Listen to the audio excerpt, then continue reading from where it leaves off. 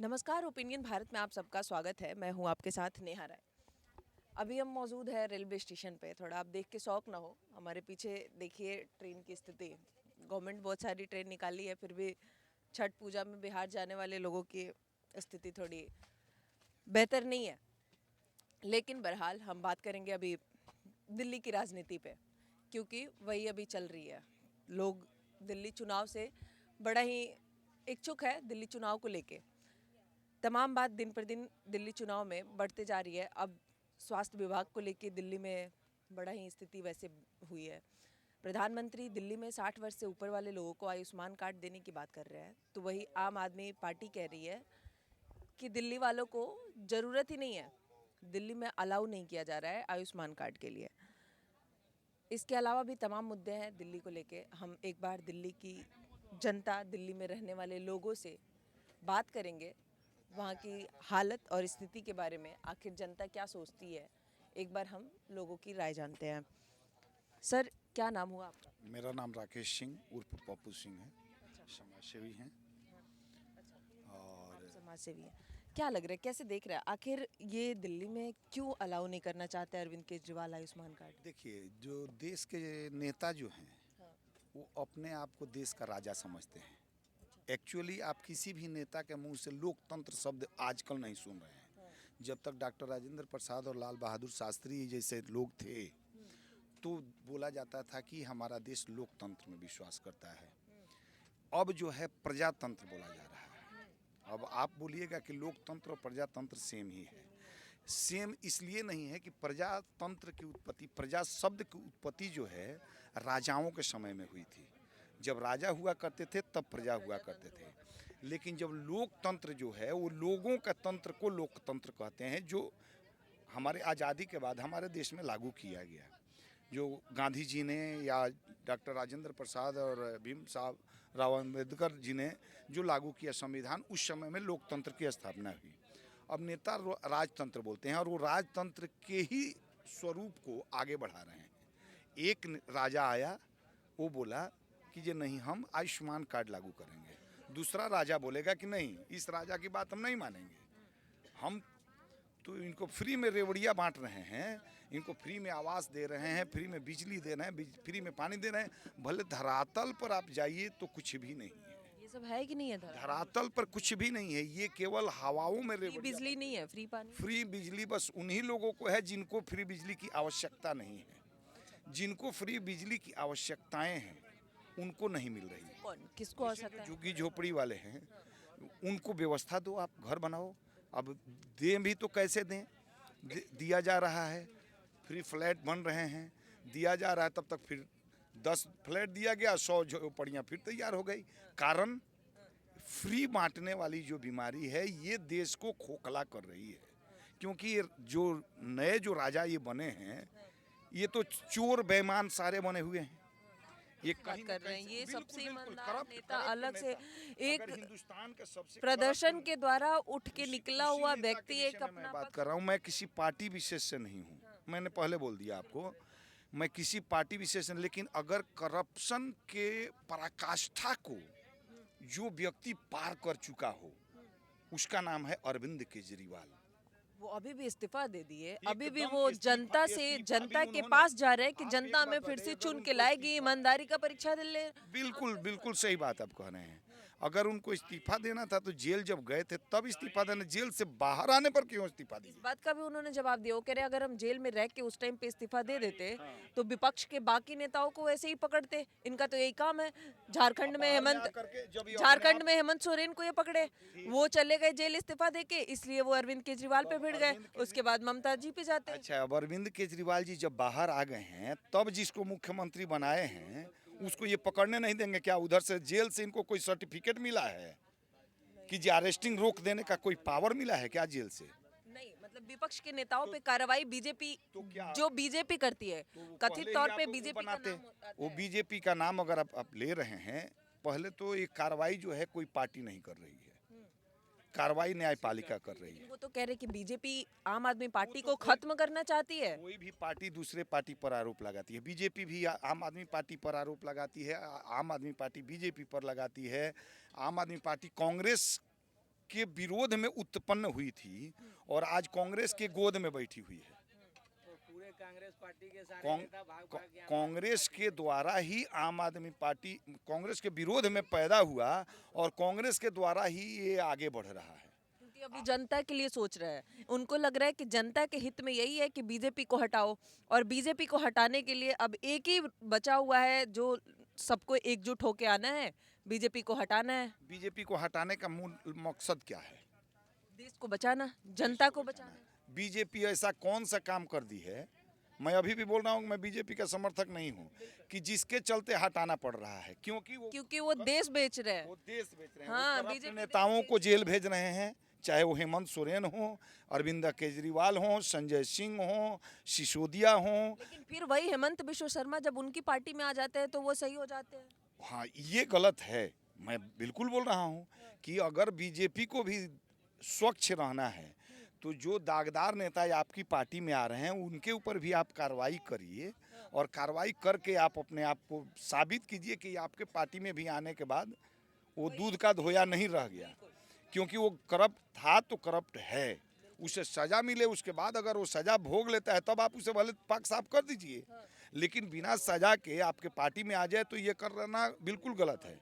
ये इस बात का मैं भी समर्थन करता हूँ। लेकिन आप एक चीज़ बताइए कि जो फ्री में रेवड़ियाँ बांट करके जो हिंदुस्तान को खोखला किया जाता है, हमारे गरीबों को जो मूर्ख बनाया जा रहा है, ये सबसे ज़्यादा मिडिल क्लास फैमिली जो है, सबसे ज़्यादा टैक्स पेयर कौन है? Middle class. आज मिडिल क्लास को क्या मिल रहा है? जाति की राजनीति, धर्म की राजनीति, भेदभाव की राजनीति।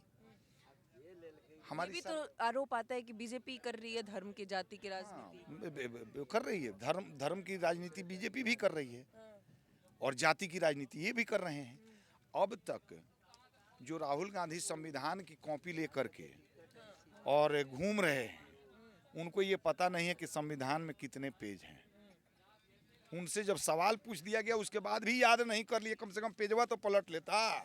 अरे उस कहाँ कौन सा कैम्ब्रिज की कहाँ से पढ़ के आया है, उसको इतना ज्ञान नहीं है कि जब उस पर सवाल पूछ लिया गया तो एक बार पेजवा पलट के लास्ट पेज का पढ़ लो, ये इतना नंबर पेज है, इतना ही पेज है इसमें, वो भी वो नहीं कर सकता है। उससे वैसे नेताओं को समर्थन करने के लिए अगर बीजेपी का विरोध किया जा रहा है तो मैं गलत कहता हूँ। आज वो सभी नेता जो कांग्रेस के विरोध में पैदा हुए, जो करप्शन से पैदा हुए, वो सारे एक हो गए हैं। आप कहना चाहते हैं ऑप्शन नहीं है, जनता के पास ऑप्शन नहीं है, ऑप्शन नहीं है। ऑप्शन न होने का मुख्य बीजेपी मजबूरी है, फिर मजबूरी है, बीजेपी भी मजबूरी है, और देश में जो भी सरकारें चल रही है वो मजबूरी है। उसका मुख्य कारण है कि वो सरकारों को भी और नेताओं को भी कुछ समय के लिए सवाल मेरे दिमाग में आता है, फिर बीजेपी और कांग्रेस जैसे जिस टाइम पे थी दिल्ली में, उस टाइम पे ऑप्शन नहीं था पब्लिक के पास, तो पब्लिक तब भी झेल रही थी। लेकिन फिर आम आदमी पार्टी उत्पन्न हुई। अब आम आदमी पार्टी की ऐसी स्थिति हो गई है कि आप जैसे लोग, पब्लिक, आम पब्लिक अगर कह रही है कि इससे बेहतर शीला दीक्षित जी थी, वो अच्छा काम करती थी। देखिए, जब 2-3 करप्ट नेता आ जाते हैं ना, ऑप्शन चुनने का होता है तो उसमें देखा जाता है, तो ये पराकाष्ठा को तो पार कर चुके हैं जो केजरीवाल जी। ये माने धोखे की राजनीति, झूठ की राजनीति, करप्शन की राजनीति, हर एक तरीके की राजनीति को मैंने जो जिस तरीके से पब्लिक ने, मैंने भी सोचा था कि एक पढ़ा लिखा आदमी, IITian खड़गपुर से IIT किया हुआ है, कहाँ कहाँ कौन कौन सा संस्था चल रहा है, और इनके गुरु जो हैं क्या, अन्ना हजारे जी का भक्त है, तो अन्ना हजारे का कुछ तो अंश पाया होगा। और ये ही पहला व्यक्ति है कि अन्ना हजारे जी जब भूख हड़ताल पर बैठे थे तो वहाँ पर इसने एक शब्द बोला था, आज भी मेरे कानों में गूंजता है, कि इस आंदोलन से अगर कोई राजनीतिक पार्टी निकलती है तो मुझे डर है कि कहीं वो भी करप्ट ना हो जाए। और वो इसलिए बोला था क्योंकि ये इसको खुद बनाना था पार्टी, और ये खुद करप्ट होना था। ये जानता था कि हमें करप्शन करना है, तो उस दिन मैं बोलूँगा कि नहीं, मैं तो पाक साफ हूँ जी, मोदी जी ने कर दिया। यहाँ तक कि ये खाना खाने जाता है ना, अगर हाथ से कौर गिर गया नीचे ये भी वो तो बोले बोलता है मोदी जी गिरा दिए। अगर हम पॉलिटिक्स में आते हैं, हम मुख्यमंत्री बनते हैं, हम गाड़ी नहीं लेंगे, बंगला नहीं लेंगे, हाँ, ये भी तो बहुत वैगन होता आर कार है। पे ये सब चलेंगे, लिए, ठीक है, सरकारी सुनिए बंगला ना, नहीं ये लेंगे, सब लिए, सबसे महंगे कार पे लेकिन अब ये कह रहे हैं कि आप ही बताइए, अगर मुख्यमंत्री एक गाड़ी नहीं लेगा तो काम कैसे करेगा, कैसे चलेगा? बिल्कुल लेना आप पड़ेगा। उस बात को अलग वे में ले लिए, ऐसा मेरा मतलब नहीं था, वो ऐसा कह रहे हैं आपके। नहीं नहीं, मुख्यमंत्री का गाड़ी लेना अनिवार्य है, तो क्या उस समय ये अनपढ़ था? नहीं, ये- उस समय बात को अलग लिया गया, वो ऐसे कह नहीं रहे नहीं थे, नहीं, समझने वाले गलत समझ। वो इसलिए कि वो सोच रहे हैं कि हिंदुस्तान की जनता मूर्ख है, और वो गलत भी नहीं सोच रहे हैं। हिंदुस्तान की जनता मूर्ख है, मैं पूरी जनता को बोल रहा हूँ। 27 पैसे में जो जनता बिक जाती है, जो जाति के नाम पर जो जनता बिक जाती है, उसे मूर्ख नहीं कहेंगे तो क्या कहेंगे? हमें एक दिन का राजा बनाया जाता है और 18 से 24 दिनों के लिए गुलाम, और वो एक दिन जो राजा हमें जिस दिन बनाया जाता है, उस दिन हम 27 पैसे के लालच में बिक जाते हैं। अब आप बोलिएगा 27 पैसा आया कहाँ से भाई? आजकल तो 1 रुपया के नीचे का तो कोई यही नहीं चल रहा है, अठनियों बंद हो गया। 500 रुपये में अपने आप को हम बेचते हैं। 500 रुपया दे दीजिए, आपको वोट मिल जाएगा। 1825 दिनों को डिवाइड कीजिए 500 से, तो 27 पैसे आता है। तो आप 27 पैसे पे अपने आप को बेच रहे हैं, तो आपको ऐसे ही राजा मिलेंगे ना, ठगू। अच्छा, अभी भी वो कह रहे हैं, चुनाव प्रचार में 2 दिन पहले कह रहे थे कि पानी का बिल जितना आपका आया है, आप बिल जमा न करें, 2025 में हमारी सरकार आएगी और आपके सारे बिल माफ कर दिए जाएंगे और फिर से जीरो बिल आएगा आपका। लेकिन मेरा सवाल है कि अभी भी सरकार तो उन्हीं की है। नहीं नहीं, अभी उनकी सरकार नहीं ना, अब वो स्वाति माहिवाल की सरकार है, आतिशी की सरकार है अभी। अभी ये इनकी सरकार नहीं है, क्योंकि ये इसलिए त्याग दिए हैं, ये त्याग इसलिए किए हैं ना कि जनता को मूर्ख बनाने के लिए। तो ये खुल के बोल देना कि आतिशी हमारी पार्टी की नहीं है, हम पार्टी के अध्यक्ष नहीं हैं। ये किसी भी पार्टी को बोल रहा हूँ जो मुफ्त की रेबड़ियाँ बांटते हैं, कि आप जब 4 साल राज कर लेते हैं, 5वें साल में रेबड़ियाँ बांटना चालू कर देते हैं। उसके लिए भी वो कह रहे 4 हैं साल में आपने क्यों नहीं किया था? ये दिल्ली मॉडल है, हमारी पॉलिसी है, अभी इस पॉलिसी को सब लोग यूज कर रहे हैं। और अब हेल्थ में वो कह रहे हैं कि दिल्ली मॉडल इतना अच्छा है, इसको देश में इम्प्लीमेंट करना चाहिए मोदी जी को, ना कि वो कोई ला रहे हैं योजना जो कि हम दिल्ली में करें, दिल्ली वालों को उसकी जरूरत ही नहीं। तो फिर मोदी जी जो मुफ्त की जो हेल्थ के लिए जो कार्ड बनवा रहे हैं, आयुष्मान कार्ड, उसको काहे नहीं एक्सेप्ट कर कि रहे? वो मॉडल ठीक नहीं है, दिल्ली में जो हेल्थ मॉडल है ये बात वो सही है। देश में इम्प्लीमेंट।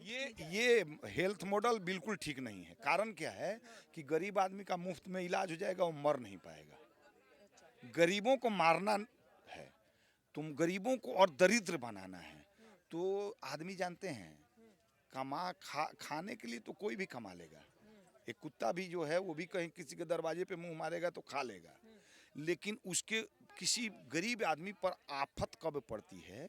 जब वो बीमार पड़ता है। बीमार पड़ता है तो जो लोअर क्लास है या मिडिल क्लास है, उसके ऊपर आफत तब आती है, और उस आफत का इलाज है आयुष्मान कार्ड। मैं मोदी जी के आयुष्मान कार्ड की पूर्ण रूप से समर्थन करता हूँ, क्योंकि आज मैं आ रहा हूँ अभी बनारस से, बनारस हॉस्पिटलों में मैं देखा लाखों लोग जो कि मुफ्त में इलाज करवा रहे हैं आयुष्मान कार्ड से। जिनके पास खाने तक का नहीं है, उन्हें मुफ्त में इलाज मिल रहा है। तो इस काम का मैं पूर्ण रूप से समर्थन करता हूँ। देखिए, आप बोले ना दिल्ली कि की जनता समझ रही है, दिल्ली की जनता भी समझ रही है, और दिल्ली की हो जनता सकता है चुनाव 2 महीने बचे हैं। बिल्कुल चुनाव में इस बार केजरीवाल जी का सफाया है। अच्छा, एक और सवाल अभी मेरे दिमाग में आ रहा है, यमुना पे बड़ा बात हुआ था, ये जब आते थे तो कहते थे यमुना साफ कराएंगे, 2025 से पहले डुबकी लगाएंगे, हम भी लगाएंगे, आपको लगवाएंगे, पहले भी कह रहे थे, फिर से 5 साल में बोले, जमुना में डुबकी लगाने ही तो गए थे लेकिन अब 2 महीने बचे हैं। तिहाड़ जेल से अगर डुबकी लगा के उनका आ गए थे। सीधे कहना था कि अगर 2025 में आप यमुना में डुबकी नहीं लगाते तो आप हमें वोट ना कीजिए, ना कीजिए, तो इस क्या बार लगता नहीं है? देगी जनता, वोट नहीं देगी, कारण कि तिहाड़ जेल सबको नहीं डुबकी लगाना है। डुबकी लगाने के लिए आपको जमुना में जाना पड़ेगा। जमुना में डुबकी लगाने के लिए दिल्ली की जनता तो तैयार है, चाहे वो जमुना गंदी भी क्यों ना हो, लेकिन वो लेकिन वो तिहाड़ में डुबकी लगाने के लिए जनता तैयार नहीं है। दिल्ली की जनता बेवकूफ़ नहीं है, दिल्ली की जनता पढ़ी लिखी है।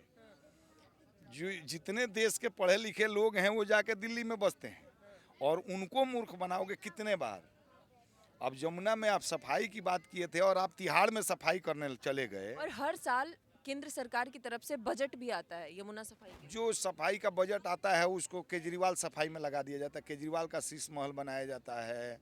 केजरीवाल के पार्टी का जो एडवर्टाइजमेंट है वो आज राष्ट्रीय पार्टियों से भी ज़्यादा का बजट है। उसके लिए भी कहा गया कि शीश महल खाली कर दिए, हमें कोई लालच नहीं है, और खाली करने के लिए उनके पास घर तक नहीं था कि वो खाली करें। नहीं, वो तो झुग्गी झोपड़ी में हम देखे हैं कि झुग्गी झोपड़ी में बस रहे हैं। वो अपनी पत्नी के साथ में वहीं पे हैं, माता पिताजी के साथ। बुजुर्ग माता। हाँ, वो माता पिता तो कटोरा लेके भीख मांग रहे थे, खाने का नहीं था, तो सब अपना संपत्ति उस जनता में दान कर दिए हैं। हाँ, क्योंकि आजकल के नेता जो है ना जाति पर और ये पर जो करते हैं। अब आपको बता दें कि आजकल जाति की राजनीति सबसे ज़्यादा चल रही है। जो भी नेता बोलता है कि जो मैं यादव का नेता हूँ, मैं राजपूत का नेता हूँ, मैं ब्राह्मण का नेता हूँ, तो मैं उन नेताओं को एक संदेश देना चाहता हूँ आपके माध्यम से, और जनता को भी ये चेताना चाहता हूँ कि जो नेता बोलता है कि मैं आपके जाति का नेता हूँ, मैं उसे बोलता हूँ कि आप अपनी जाति के जो गरीब लोग हैं, मैं अमीरों के भी नहीं बात कर रहा हूँ, जो आप ही की जाति के जो गरीब है अपनी संपत्ति को उसमें वितरित कर दीजिए, और तब हम जानेंगे आप उस जाति के हैं। सबसे ज़्यादा ये बात यही बीजेपी के लिए कहा जाता है, बीजेपी हिंदुओं की नेता है। लेकिन मेरे पास एक और बात है, अभी गौ माता को राष्ट्रमाता का दर्जा दिलाने के लिए कुछ साधु समाज उतरे थे। भगवान शंकराचार्य जी जो हैं वो अपनी मंडली के साथ चल रहे थे, लेकिन उनका मानना है कि बीजेपी तो हिंदुओं के लिए भी नहीं है, हिंदू के लिए कोई है ही नहीं। बीजेपी आज तक एक भी काम बताओ जो हिंदुओं के लिए किया हो।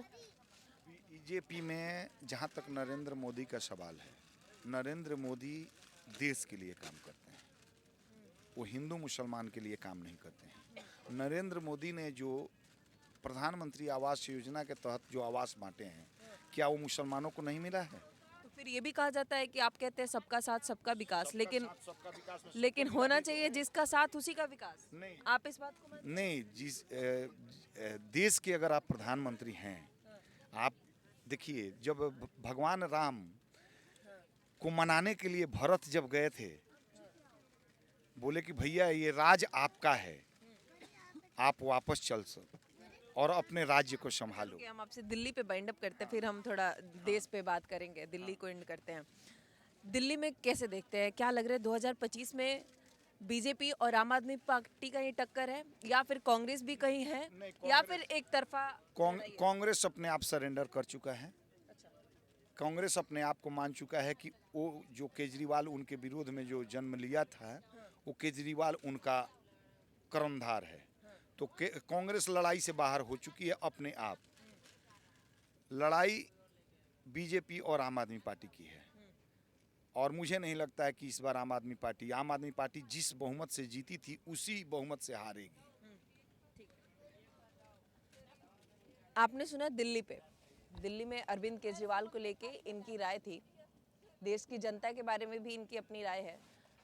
आप भी सोचिएगा और बताइएगा, कमेंट सेक्शन में जरूर बताइएगा कि आप क्या सोचते हैं। आखिर आयुष्मान कार्ड से दिल्ली की जनता को क्यों वंचित रखा जा रहा है। अभी के लिए धन्यवाद। देखते रहिए ओपिनियन भारत।